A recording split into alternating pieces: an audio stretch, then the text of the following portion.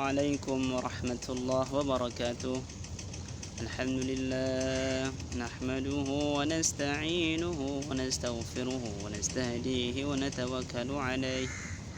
اللهم صل وسلم على سيدنا محمد وعلى آله وصحبه أجمعين. قالوا سبحانك لا علم لنا إلا ما علمتنا إنك أنت العليم الحكيم. اللهم فقهنا في الدين وعلمنا التأويل. Allah Subhanahu wa taala berfirman di dalam Al-Qur'an. A'udzu billahi minasyaitonir rajim. Bismillahirrahmanirrahim.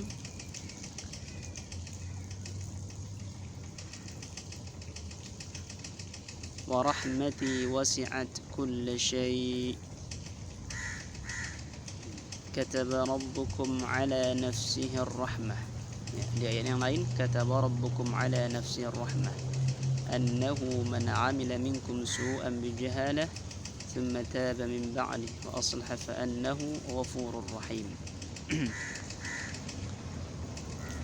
Allah Subhanahu wa taala Tuhan yang sangat penyayang.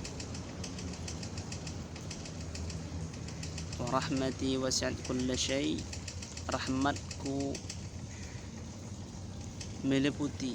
luasnya meliputi segala sesuatu. Rasulullah pernah mengatakan bahwasanya di sisi Allah itu ada 100 rahmat. Kemudian ia bagikan kepada makhluknya satu nikmat, satu rahmat. Dan sehingga dengan satu rahmat tersebut para makhluk berkasih sayang sampai-sampai binatang atau sampai-sampai kuda tidak menginjak anaknya, mengangkatkan kakinya khawatir kakinya menginjak anaknya. Hadis riwayat Bukhari. Kasih sayang Allah terbesar kepada manusia yang pertama adalah diutusnya Rasulullah sallallahu alaihi wasallam. Wa ma arsalnaka illa rahmatan lil alamin. Tidaklah kami mengutus engkau melainkan sebagai rahmat bagi seluruh alam. Rasulullah diutus untuk menyebarkan ajaran kasih sayang, menyebarkan ajaran cinta sesama makhluk. Sampai-sampai Rasulullah mengatakan innallaha kataba al-ihsana ala kulli syai'. Fa idza zabahtum fa ahsinuz zabhah wa idza qataltum fa ahsinul qitlah wal yuhidda syafaratah. Sesungguhnya Allah mewajibkan kepada sesuatu itu untuk berbuat ihsan, berbuat baik. Apabila engkau ingin menyembelih, maka sembelihlah dengan yang baik, maka perbaiki sembelihmu. Ya, apabila engkau ingin membunuh, maka bunuhlah dengan cara yang baik. Dan hendaklah ia mengasah pisaunya. Ya, dan ini bentuk kasih sayang agama ini sampai-sampai kepada hewan yang akan dimakan harus berbuat kasih sayang.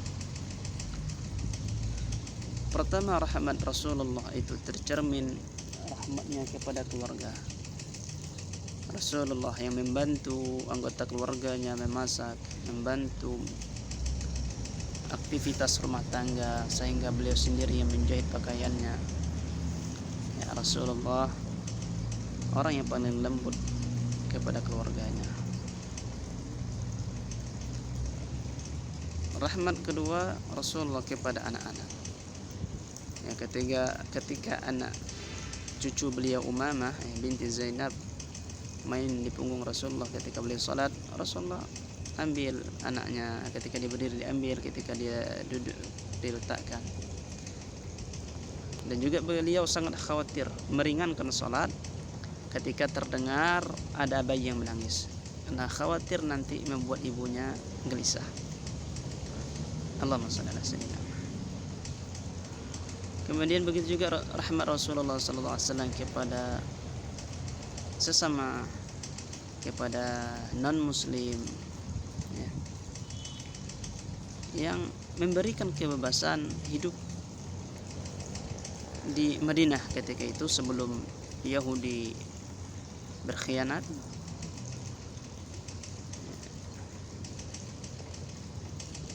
Begitu juga inilah bentuk kasih sayang Rasulullah SAW.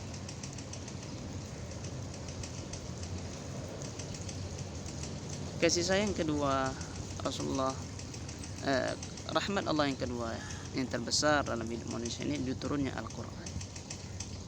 Wa nunazzilu minal Qur'ani ma huwa shifaa'un wa rahmatun lil mu'minin wa la yazidu adh-dhalimina illa khasara. Dan kami turunkan Al-Quran sebagai obat dan rahmat bagi orang-orang yang beriman. Tidaklah Al-Quran itu menambah terhadap orang zalim, melainkan mereka semakin menjauh. Al-Quran merupakan syifa, obat dikala hati yang dipenuhi penyakit, hati yang dipenuhi hasad, dengki, benci, marah, gelisah. Ketika dia gelisah, dia teringat dengan ayat Al-Quran yang berbunyi, walaqad na'lamu annaka yadhiqu sadruka bima yaqulun fasabbih, maka bertasbihlah, bihamdi rabbika wa kum minas sajidin, fasabbih bihamdi rabbika wa kum minas sajidin.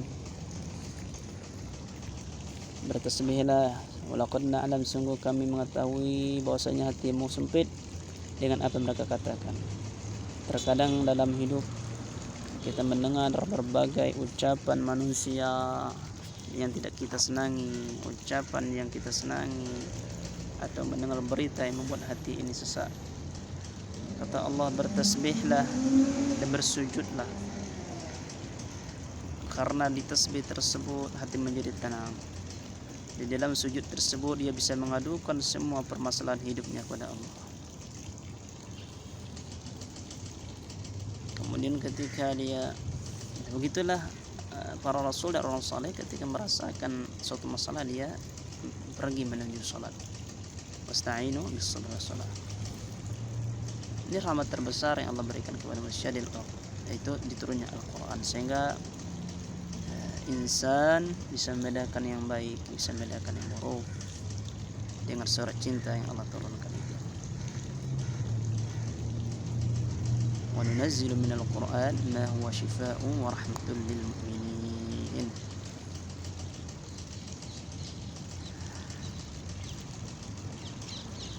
Ketika seseorang dizalimi, ya, maka dia melihat di dalam Al-Quran bahwasanya tidak ada satu perbuatan pun yang tidak dibalas oleh Allah, dan hari kiamat nanti adalah pengadilan yang terbaik. Maka dia tenang-tenang saja hidupnya, yang penting dia taat, beribadah, rezeki halal, dimanapun dia berada, tidak ada orang yang bisa memudaratkannya. Bahkan dia sekalipun hidup di luar negeri yang penuh, di luar negeri yang mayoritas non muslim, maka imannya tidak terganggu. Ya ayyuhalladzina amanu alaikum anfusakum la yadhurrukum man dhalla idza ihtadaitum. Karena dia tahu bahwa imannya tidak ada yang bisa memudaratkan, tidak ada yang bisa melemahkan imannya dimanapun dia berada, kecuali memang dirinya sendiri yang berbuat dosa, berbuat maksiat. Subhanallah, rahmat Allah subhanahu wa ta'ala amat luas, sehingga dalam suatu ayat di tafsir Durrul Mansur itu dikatakan dari Ibnu Abi Syaibah, tapi rahmat Allah yang 99 ini Allah khususkan, Allah berikan kepada hamba-hambanya di akhirat nanti. Wa fadha ilal muttaqin. Maka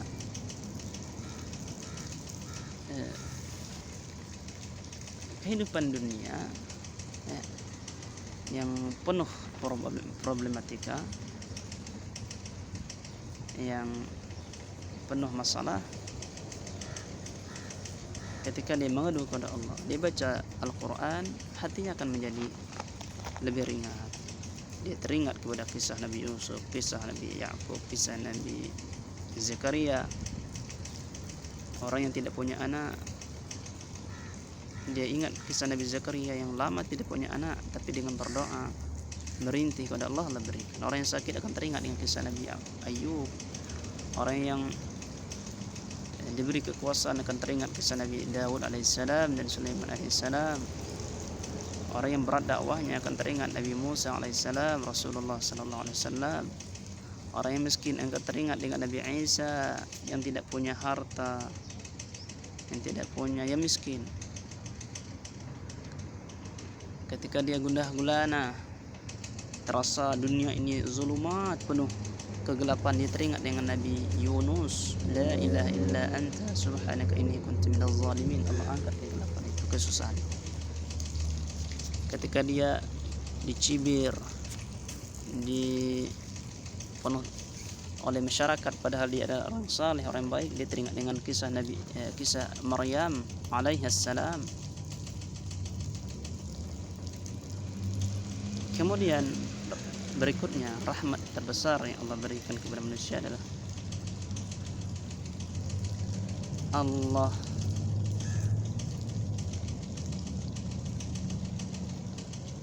tundukkan langit dan bumi ini untuk manusia. A'udzubillahi minasyaitonir rajim.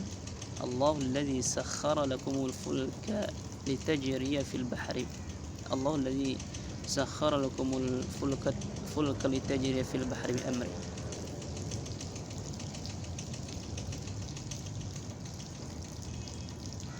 وسخر لكم ما في السماوات وما في الأرض جميعا منه إن في ذلك لآيات لقوم يتفكرون. atau yang di surah Al-Baqarah itu, huwallazi khalaqa lakum ma fis samawati wa ma fil ardi jami'an thumma istawa ila as-sama'i fasawwahunna sab'a samawati wa huwa bikulli syai'in 'alim. Matahari tenggelam di sore hari, terbit di pagi hari. Ini untuk agar manusia bisa beraktivitas, agar manusia bisa tenang hidupnya, teratur hawa, angin, suhu. Ya, Allah tundukkan bulan agar manusia bisa menentukan waktu haji, menentukan waktu puasa seperti sekarang. Allah tundukkan laut agar manusia bisa mengambil sebanyak-banyak ikan di dalamnya permata. Allah tundukkan bintang untuk manusia agar manusia bisa menentukan kompas arah perjalanan, menentukan menjadikan langit-langit dipandang indah. Allah tundukkan Allah turunkan hujan agar manusia yang bercocok tanam, bertani, bisa menumbuhkan padinya, sawahnya, tanamannya, sayurannya, buah-buahannya. Allah tundukkan angin, ya, agar manusia nyaman untuk menghirupnya. Semuanya. Wasakhkhara lakum ma fis samawati wa ma fil ardi jami'an min. Wasakhkhara lakum, untukmu. Allah halalkan banyak binatang, Allah halalkan banyak makanan, minuman. Jika kita ingin mensenaraikan, mencatat minuman, makanan yang haram, maka dia akan lebih sedikit dibandingkan yang halal. Tapi mengapa manusia masih juga ingin menuju yang haram? Karena hawa nafsunya yang tidak bisa ditundukkan, mengikuti ajakan syaitan. Apa tu nak? Kurang lah, kumbang itu. Kemudian rahmat berikutnya Allah berikan al-afiyah. Ketika Abu Bakar, ketika Hamzah bin Abdul Muttalib datang kepada Rasulullah SAW, Ibn Hamzah ini adalah paman beliau, ya Rasulullah, ya,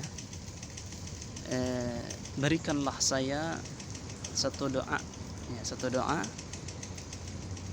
doa terbaik lah. Kata Rasulullah, salillah al-afiyah, minta kepada Allah al-afiyah. Beberapa hari berikutnya Hamzah datang lagi meminta, ajarkan saya doa sallallahu afiyah fi dunia wal akhirah. Tidak ada yang lebih besar, nikmat terbesar dalam hidup melainkan setelah iman kepada Allah adalah ketenteraman, afiah di dunia dan afiah di akhirat. Allah berikan kesehatan, Allah berikan keluarga, harta, semuanya ini adalah bentuk kasih sayang Allah Subhanahu wa taala, yang mana kita sendiri sebenarnya tidak mampu memiliki keluarga, tidak mampu memiliki harta melainkan dengan pertolongan Allah. Bahkan tubuh batang kita sendiri saja tidak bisa mengontrolnya. Jangan kita sangka, ya, bahwasanya kita sendiri yang mengontrol seluruh tubuh kita, tidak. Jangan kita sangka keluarga ini bisa makan bahagia dengan kita, tidak. Nanti khawatir kita keyakinan seperti ini, keyakinan yang nanti bisa mengarah ke kesyirikan. Nauzubillah min dzalik. Banyak lagi rahmat-rahmat Allah yang tidak bisa kita jelaskan saking banyaknya. Tapi rahmat Allah terbesar kepada orang berislam, kepada orang beriman, kepada orang yang sabar adalah akan mendapatkan surga seluas langit bumi, akan bertemu Allah di akhirat nanti, melihat zatnya langsung. Tidak ada kematian lagi, tidak ada kelaparan lagi. Setiap harinya penuh dengan kebahagiaan.